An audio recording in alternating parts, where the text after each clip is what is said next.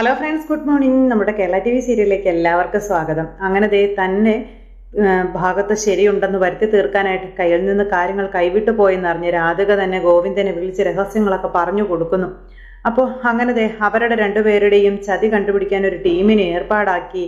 100% ഞാൻ അവളെ തന്നെ വിശ്വസിക്കുന്നത്. എന്നെയും വരുണിനെയും തെറ്റിദ്ധരിപ്പിക്കണമെന്നുണ്ടെങ്കിൽ അവർ അത്രയ്ക്ക് വലിയ ഗൂഢാലോചനകൾ നടത്തിയാണ് ഗീതുവിൻ്റെ കാര്യത്തിൽ നടത്തിയിരിക്കുന്നതെന്നുള്ള കാര്യമൊക്കെ പറഞ്ഞ് സുവർണയും അതുപോലെ കിഷോറും കൂടെ ചേർന്നാണ് ഇതൊക്കെ വരുത്തി വെച്ചിരിക്കുന്നത് തുടങ്ങിയ രീതിയിലുള്ള കാര്യങ്ങളൊക്കെ പറഞ്ഞ് പിടിപ്പിച്ചു.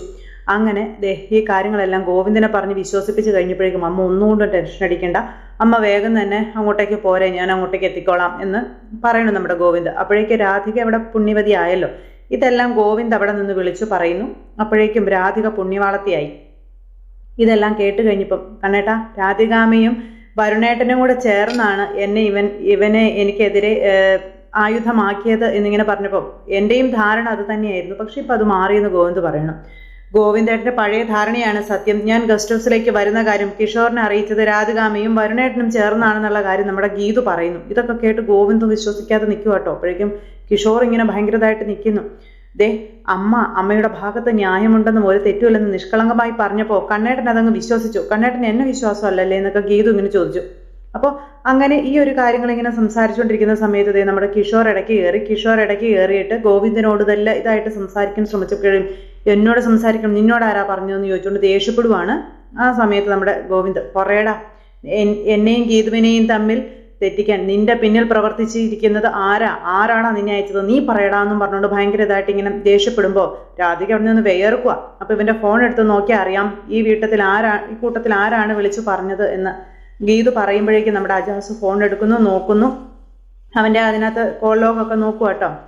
അപ്പോൾ ഇതെല്ലാം കഴിഞ്ഞതിന് ശേഷം പിന്നീട് നമ്മുടെ വരുണിനെ പൊക്കി കഴിഞ്ഞപ്പോൾ വരുണാണെങ്കിൽ എല്ലാം കൂടെ സുവർണയുടെ തലയിലേക്ക് കെട്ടിവെച്ച് വരുൺ അങ്ങ് രക്ഷപ്പെടാൻ നോക്കുവാണ്. അങ്ങനെ വരുൺ ഇതെല്ലാം പറഞ്ഞ് സുവർണയെ കുറ്റക്കാരിയാക്കി കഴിഞ്ഞപ്പോൾ സുവർണ ഞെട്ടി നിൽക്കുക. പെട്ടെന്ന് രാധിക സുവർണയുടെ നേരെ ആഞ്ഞടിക്കുന്നു. നീയായിരുന്നല്ലേ കൂടെ നിന്ന് ചതിച്ചതെന്ന് പറഞ്ഞിട്ട് സുവർണയ്ക്കിട്ട് അടിയും വെച്ച് കൊടുത്തു. സുവർണയാണെന്ന് ഒരു രക്ഷയില്ല, മിണ്ടാട്ടം മുട്ടാനല്ലേ പറ്റുള്ളൂ. നീ ചേതൻ ഗ്രൂപ്പിന്റെ ഏജന്റ് ആണോ എന്ന് എനിക്ക് മുന്നേ സംശയം തോന്നിയതാ, ഇപ്പൊ അത് ബോധ്യമായി എന്നൊക്കെ പറഞ്ഞ രാധിക സുവർണയോട് പറയുന്നു. ഇവളുടെ പ്ലാനിങ്ങിൽ കിഷോറിനെ കരുവാക്കി ചേതൻ ഗ്രൂപ്പ് ഒരുക്കിയ വലയിൽ നമ്മൾ പെട്ടുപോയെന്നും പറഞ്ഞുകൊണ്ട് കഥയെല്ലാം മാറ്റി ചിത്രീകരിക്കുന്നു. അയ്യോ മാം, ഞാൻ ഒരിക്കലും അവരുടെ ഏജന്റായി അല്ല, നീ നിർത്ത്, മതിയാക്ക്, ഞാനൊന്ന് അന്വേഷിക്കട്ടെ, അത് കഴിഞ്ഞ് നീ നിരപരാധിയാണെന്ന് തെളിയിച്ചിട്ട് ഓഫീസിൽ കയറിയാൽ മതി, പൊയ്ക്കോളാൻ പറഞ്ഞ് രാധിക സുവർണയോട് പറയുന്നു. അപ്പൊ ഈ ഒരു സീൻ വേറൊരു രീതിയിലേക്ക് കറക്കി തിരിച്ച് കൊണ്ടുവരുവാണെന്ന് ഓർക്കണം. അതിനു വേണ്ടിയുള്ള പ്ലാനിങ് അവിടെ നടക്കുന്നത്. നിന്നോടാ ഇവിടെ നിന്ന് ഇറങ്ങാൻ പറഞ്ഞത്, പോന്നും പറഞ്ഞുകൊണ്ട് സുവർണയെ അവിടെ നിന്ന് ഇറക്കി വിടുന്നു രാധികാമ്മ. പോകുന്ന സുവർണയെ ഒന്ന് കണ്ണും കൂടെ ഇറക്കി കാണിച്ചു, നിന്നെ ഞാൻ രക്ഷിച്ചോളാം എന്നുള്ളൊരിതിൽ എല്ലാം കൈവിട്ടു പോയ ദേഷ്യത്തിൽ ഇങ്ങനെ നിൽക്കുകയാണ് അവരെല്ലാവരും. ഈ സമയത്ത് ഗീതുവിന് ഭയങ്കര ദേഷ്യം വരുന്നുണ്ട്. അപ്പോൾ ഇതിനേക്കാളും വലിയ ശിക്ഷ അവരുടെ ചെവിക്ക് പിടിച്ച് കിഴുക്കി വിടുന്നതായിരുന്നു എന്ന് നമ്മുടെ ഗീതു അങ്ങ് പറഞ്ഞു. ഗോവിന്ദ് ഇതെല്ലാം കണ്ടിട്ട് ഇങ്ങനെ മിഴുങ്ങസിയാന്ന് പറഞ്ഞുകൊണ്ട് നിൽക്കുക കേട്ടോ. അപ്പോൾ അജാസ് ചിരിച്ചു. ഇനി കിഷോറിനുള്ള ശിക്ഷ ഒരു പ്രമോഷനും കൂടി അങ്ങ് കൊടുക്കാം, അപ്പൊ പിന്നെ കാര്യങ്ങൾ എളുപ്പമായല്ലോ എന്ന് നമ്മുടെ ഗീതു പറയുക.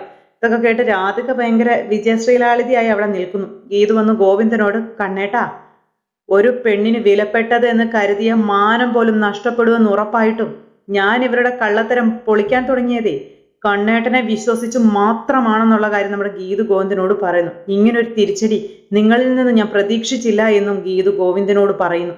അങ്ങനെ ഗീതു ഗോവിന്ദനോട് ഓരോ കാര്യങ്ങളും എണ്ണി പറഞ്ഞിട്ടും ഗോവിന്ദൻ അത് വിശ്വസിക്കുന്നില്ല. ഗോവിന്ദൻ അമ്മയാണ് ഇപ്പോഴും വിശ്വാസം. രാധിക ചിരിച്ചു പിടിച്ചോണ്ട് നിൽപ്പുണ്ട്.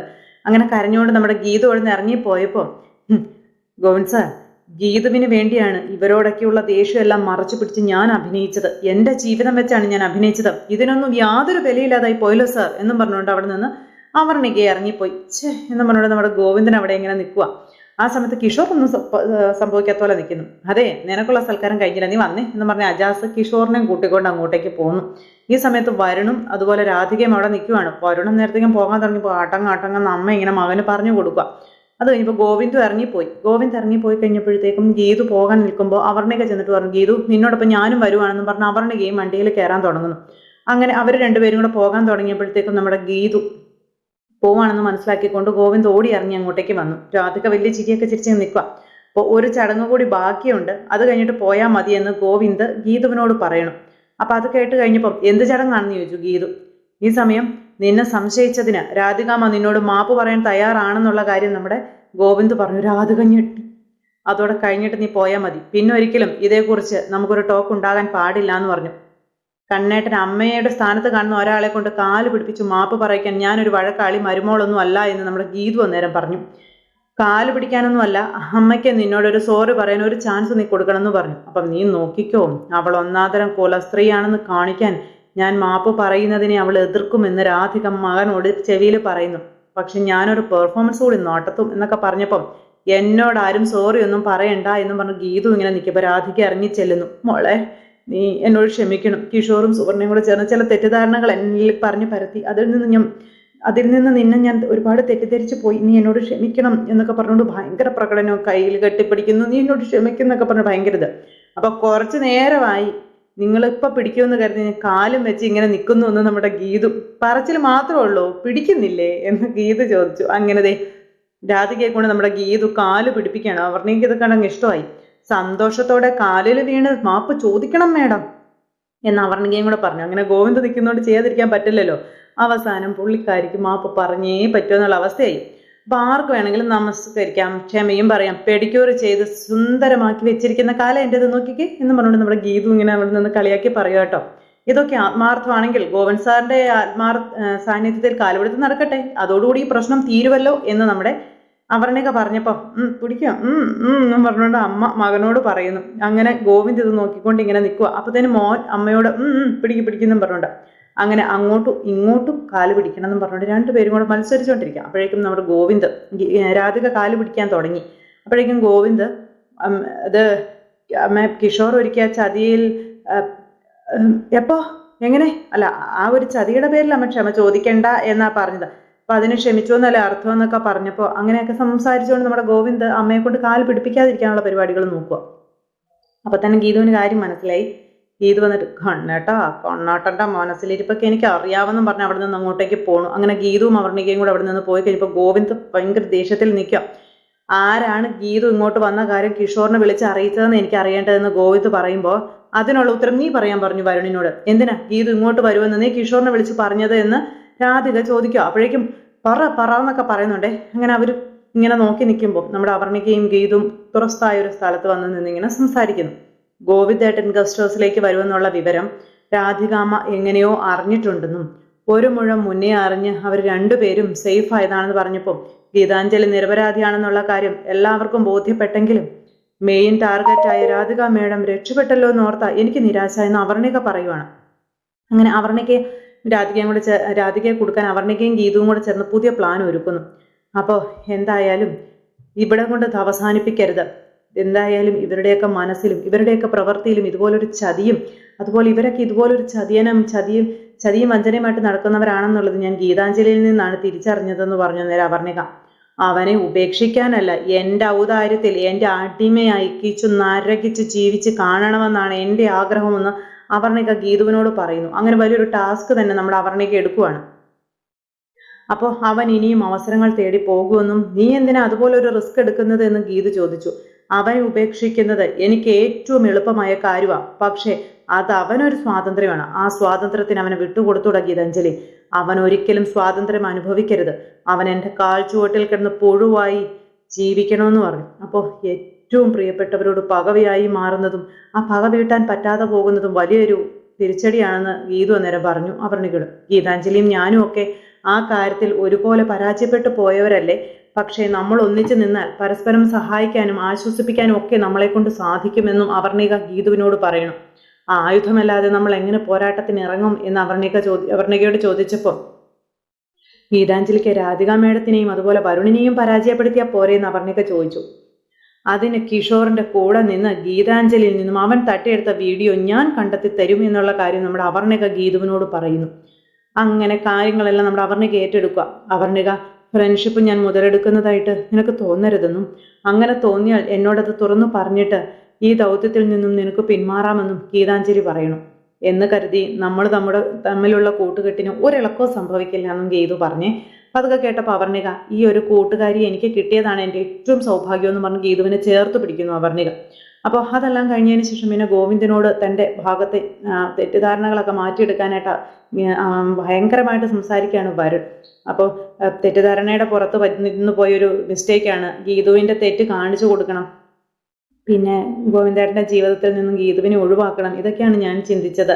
അപ്പോൾ അന്ന് കോടതിയിൽ അവൾ ഏട്ടനെ തോൽപ്പിച്ചു, കോടതി വിധി അവൾക്ക് അനുകൂലമായി വാങ്ങി, ഏട്ടനോടൊപ്പം വീണ്ടും താമസമാക്കിയില്ലേ, അതൊക്കെയാണ് എൻ്റെ ദേഷ്യം എന്നൊക്കെ പറഞ്ഞ് വരുൺ ഇങ്ങനെ പറയണം.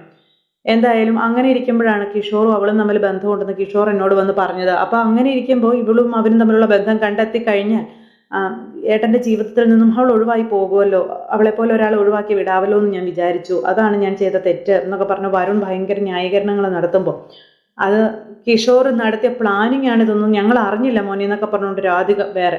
അപ്പോൾ ഞാൻ പറഞ്ഞത് ഏട്ടനെ വിശ്വസിക്കാൻ കഴിയുന്നില്ലെങ്കിൽ അരക്കൽ കുടുംബത്തിൽ നിന്ന് തന്നെ ഞാൻ പൊയ്ക്കോളാം എന്ന് വരുൺ പറയുന്നു. അപ്പോൾ അത് കേട്ടപ്പോൾ രാധിക ഞെട്ടി.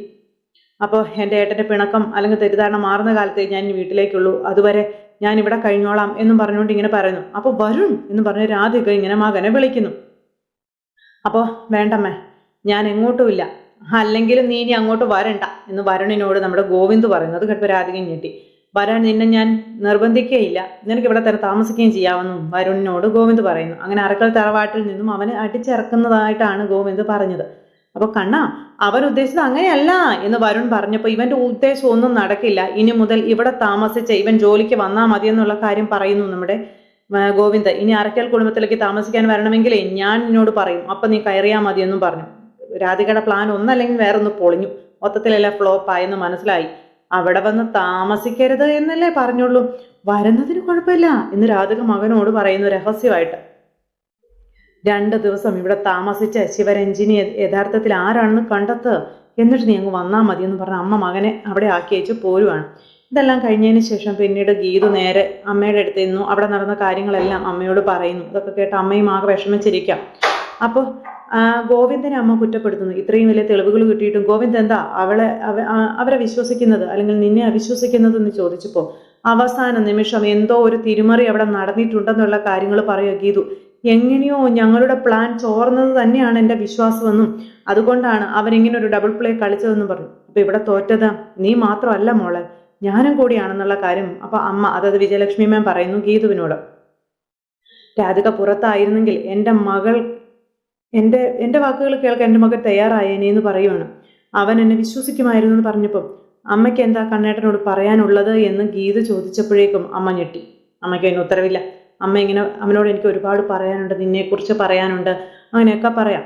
അപ്പം അമ്മ എന്നെ ഇതൊക്കെ കേൾക്കുമ്പോൾ ഒരുപാട് കളിയാക്കുമെന്നാണ് ഞാൻ കരുതിയത്. പക്ഷെ അമ്മ എന്നെ കളിയാക്കിയില്ല, അവിടെയും അമ്മയും എന്നെ തോൽപ്പിച്ചു കളഞ്ഞു എന്നൊക്കെ പറഞ്ഞ് ഗീതു ഇങ്ങനെ തൻ്റെ അവസ്ഥകളെല്ലാം അമ്മയുമായിട്ട് സംസാരിച്ചുകൊണ്ട് നിൽക്കുമ്പോൾ മക്കളെ കളിയാക്കാൻ, മക്കളെ സ്നേഹിക്കുന്നവർ അമ്മമാർക്കും കഴിയില്ലെന്നൊക്കെ പറഞ്ഞ് അമ്മയും ഇങ്ങനെ സംസാരിച്ചുകൊണ്ട് നിൽക്കുന്നിടത്ത് ഇന്നത്തെ കഥ അവസാനിച്ചു. എല്ലാവരും കാത്തിരുന്ന് കാണണം കേട്ടോ. എല്ലാവർക്കും നന്ദി.